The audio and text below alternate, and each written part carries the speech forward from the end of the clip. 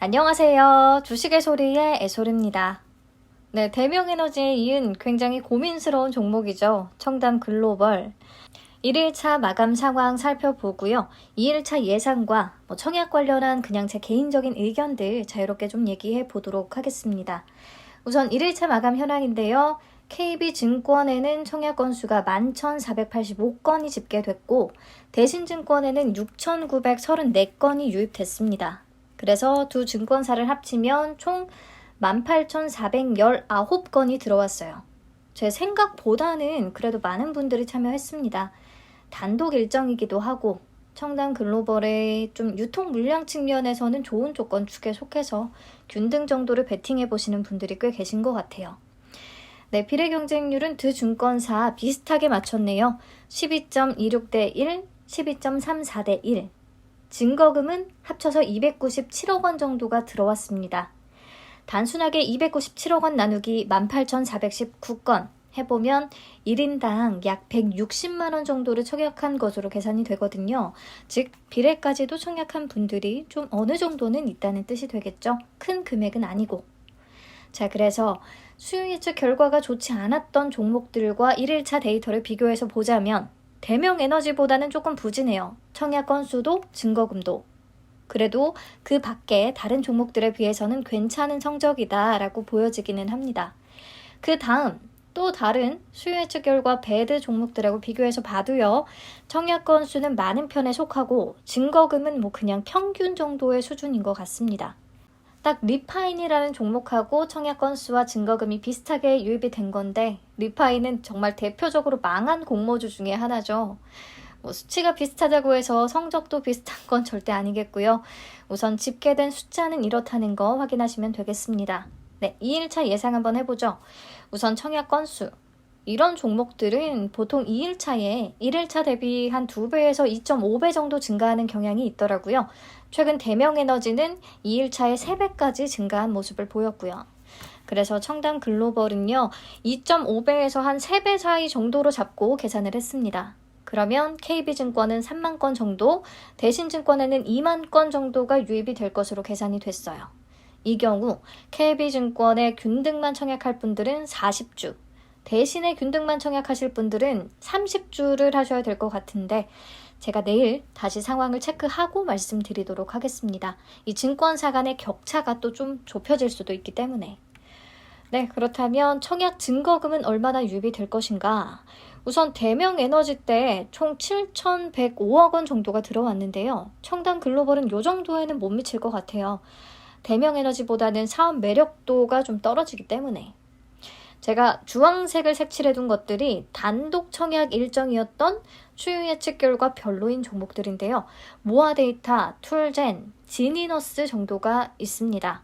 툴젠은 청약 한도가 높았고 코넥스에서 거래되는 가격과 공모가의 괴뢰율이 높아서 수익이 좀 어느 정도는 보장되겠다라는 그런 특수한 상황이 있었고요. 지니너스는 차백신 연구소가 상장일에 의외로 수익을 주는 것을 본 직후라 증거금이 좀 들어온 영향이 있었어요. 청담 글로벌은 단독 청약이고 대명에너지의 영향을 조금 받을 수는 있겠으나 이 정도로 유입이 될 것 같지는 않습니다. 그냥 제 느낌이기는 하지만. 그래서 우선 5천억 원, 6천억 원 정도를 잡고 계산해 봤습니다. 증거금 5천억 원일 경우 두 증권사의 통합 비례 경쟁률은 219대 1 정도가 될 것 같고요. 6천억 원까지 들어온다고 하면 262대 1 정도가 되겠습니다. 수치는 참고만 하시면 되겠고요. 내일 다시 체크해 드릴게요. 네, 지금부터는 그냥 청약을 과연 해야 될지 말아야 될지 같이 고민해 보는 시간 한번 가져볼까요? 저도 완전히 판단을 내리지는 못했어요. 사실 고민한다고 해서 답이 나오는 문제도 아니죠, 주식은. 자, 제가 청담 글로벌의 수요 예측 결과 영상에서 공모 조건들은 굉장히 좋아졌다. 환골 탈퇴다 라는 얘기를 했었습니다. 특히 구주 매출 비중 없어졌고요. 중국인이 자발적 보호 예수에 동참해주면서 기존 주주 중에 한 명이 유통 가능 물량이 20%대로 확 줄어들었고 기존 주주의 비율도 0.86%로 영향이 거의 없는 수준까지 내려왔고요. 또 공모가까지 밴드 하단 대비 더 할인되는 바람에 유통 가능 금액도 300억 원 초반대까지 낮아진 상황입니다. 그래서 여타 다른 공모주였다면, 괜찮은 공모주였다면 유통 가능 물량 측면에서는 굉장히 괜찮은 조건에 속해요. 자, 그리고 낮아진 공모가로 인해 가격 메리트가 생겼는지 따져봤었어요. 계산해보면 실리콘2 대비해서 퍼가 낮은 수준이기 때문에 밸류에이션 매력이 좀 생겼다라고 생각을 했는데요. 추가로 좀 얘기하고 싶은 부분이 생겼어요. 제가 청담 글로벌의 기업 분석 영상을 올렸을 때 공모가 산정 시 적용 단기 순이익을 조금 조정했다라는 얘기했던 거 기억나실까요? 기전환된, 그러니까 전환이 이미 완료된 전환사채에 대한 비현금성 비용들을 2021년 당기순이익에다가 플러스를 해줬었어요. 이렇게 일회성 요인들을 반영함으로써 당기순이익을 너무 높여서 잡은 게 아닌가라는 의문이 제기될 수 있다라고도 설명을 드렸었죠. 그래서 이 부분을 제외하고 다시 밸류에이션을 해봐야 될 것 같다고 생각이 들었어요. 자, 그러면 보세요. 낮아진 공모가를 기준으로 계산을 해도 퍼가 20.90배로 계산이 됩니다. 실리콘2보다 높아져요. 결국에 여전히 공모가는 저렴하지 않다라는 결론이 나오는 거죠. 쉽지 않은 종목이네요. 근데 6,000원이면 절대적인 수준이 굉장히 낮기 때문에 부담 없는 가격대로 느껴질 수 있고, 또 밴드 하단 대비해서도 또 할인이 된 가격이고, 그게 심리상으로 영향을 줄 수 있겠는데요. 이론적으로는 아주 싼 건 아니다 라고 정리를 해야 될 것 같아요. 제 생각은 그렇습니다. 자, 넘어가서 의무보유 확약 비율. 청담 글로벌의 확약 비율이 16.47%로 높다는 것 또한 약간의 매력 요인이 될 수 있다고 했죠.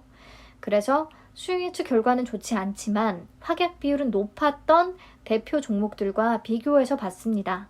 마인즈랩, VC, 바이오F DNC 정도가 있겠고요. 보시면 이 중에서 청담 글로벌의 경쟁률이 가장 낮고 수요 예측에 참여한 기관 수도 가장 적고 의무 보유 확약을 신청한 기관 수도 현저히 낮습니다. 그래서 확약 비율은 높지만 확약 퀄리티는 좋지 않다라고 보는 게 맞기는 한데요. 자, 확약 비율이 0%거나 더 낮았던 공모주들도 수익을 내기는 했거든요. 공구음원도 그랬고 노을, 아이패밀리 SC, 대명에너지, 에드바이오텍 등등등 다 그랬어요. 그런 측면에서 볼 때 없는 것보다는 이렇게 있는 것이 훨씬 낫지 않나 싶어요. 기관 배정 때 확약을 신청한 기관들의 많은 물량을 최대한 배정을 해준다면 유통 가능 물량도 조금 더 줄일 수도 있을 거고요. 자, 그러니까 결론적으로 청담 글로벌 공모가 메리트는 조금 아리송하다면 그나마 확실한 장점은 유통 물량에 있겠습니다. 기존 주주의 물량이 거의 없고 유통 가능 금액도 300억 원 초반대라는 거. 확약 비율도 결국에 유통 물량에 영향을 미치는 요소이기 때문에 그쪽으로 연결을 지어줄 수 있겠죠. 자, 근데 이 조건은 어느 정도 이 종목에 매수세가 붙어줄 수 있을 때 매력 요건으로 작용이 될 겁니다. 아무리 유통 가능 규모가 작다고 해도 매수세가 전혀 붙지 않는다면 아무 의미 없잖아요. 그렇다면 상장일이든 그 이후든 매수세가 붙어줄 수 있는 종목인가? 요거를 고민해 봐야 되는데 이 질문에 대한 답을 찾는 건 불가능하다고 생각합니다. 우리가 그나마 해볼 수 있는 게 청담 글로벌에 대한 기본적인 분석들일 텐데 사실 수급은요, 그 회사의 가치와는 별개로 유입이 될 수도 있는 문제거든요. 규모가 작으니까 알 수 없는 단타 세력들이 붙어서 짧게 치고 빠질 수도 있는 거고 반대로 규모와 상관없이 철저히 그냥 외면을 받을 수도 있는 거고요. 제가 지금까지 유통 가능 금액이 200억 원대에서 300억 원대 정도였던 수요 예측 별로인 종목들을 가져와 봤는데요. 보시면 그래도 상장일이든 그 이후든 공모가 대비 플러스 수익을 기록한 경우가 더 많기는 합니다. 근데 장담할 수는 없어요. 스톤 브릿지 벤처스의 경우에도 기존 주주의 비율이 0.09%밖에 안 되고 유통 물량도 낮고 또 유통 가능 금액도 300억 원 초반대로 낮은데 상장일의 고가 기준으로 마이너스 5% 넘게 찍었거든요. 그 이후에도 죽었고요. 바이옵트로는 코넥스 이전 상장이기까지 해서 조금 더 불리했다고 생각을 합니다. 이렇게 확률상으로 보면 회사 본연의 가치와는 별개로 수급이 조금 붙을 수도 있다.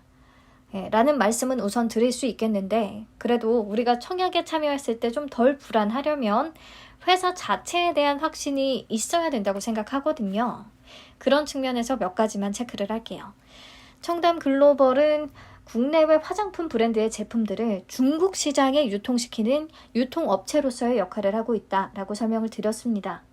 플랫폼 기업이라고 하기에는 그렇고 유통업자로 보는 게 맞을 것 같아요. 문제는 중국만을 타겟팅하고 있다는 부분이었죠. 중국의 대표 이커머스 플랫폼들은 이미 다 섭렵을 한 상황인데 이게 이 회사의 강점이자 큰 약점으로 작용할 수 있는 부분입니다. 높은 중국 시장 의존도에서 파생되는 여러 위험들이 있었죠. 코로나19 봉쇄 위험, 중국과 한국의 관계 경색에 따른 위험, 중국 시장의 뷰티 시장 규제 위험 등등등. 여기서 좀 관심이 집중되는 부분이 우선 코로나19 봉쇄로 인해서 시장의 대표 화장품 관련주들이 최근 굉장히 어려운 흐름을 나타내고 있다는 거. 그리고 중국 내 K뷰티 쇠퇴 위험 쪽인데요. 윤석열 당선인의 사드 추가 배치 공약에 따른 제2의 한한령 긴장감에 더해서 또 인도 태평양 경제 프레임워크 출범으로 인한 중국의 경제보복 조치 우려가 스멀스멀 제기되고 있습니다. 뉴스 한번 찾아서 읽어보시면 좋을 것 같아요. 간단하게 요약을 하면 미국 주도로 해서 중국을 견제하려는 움직임이 나타나고 있는데 거기에 한국도 동참을 했다라는 내용입니다. 화장품은 중국과의 관계 유지가 굉장히 중요해요. 중국과 한국의 관계가 틀어졌다라고 하면 제일 먼저 직격탄을 맞는 게 화장품 관련주입니다. 아무래도 주요 타겟 시장이 중국이다 보니까 어쩔 수 없죠. 특히 청담 글로벌은 중국 매출 비중이 거의 다이기 때문에 이런 것들을 생각할 때 대외적으로 환경이 좋은 상황은 아닙니다. 여기까지 정리하자면, 제 개인적인 생각을 말씀드리자면 청담 글로벌은 기업 자체의 매력도는 좀 떨어집니다. 대외 환경이 긍정적인 상황도 아니고요. 그리고 냉철하게 다시 계산을 해보면 공모가가 싼 것도 아니라는 생각이 듭니다. 이런 요인들에 상관없이 유통규모 작은 것을 노리고 수급이 붙어줄 수 있을지 이 부분을 고민해서 결론 내야 되는데 진짜 이건 답은 없으니까 완전히 본인 성향에 따라서 베팅을 해야 되는 공모주가 아닌가 싶어요. 그래서 이 부분은 사실 너보다 당연한 얘기인데요.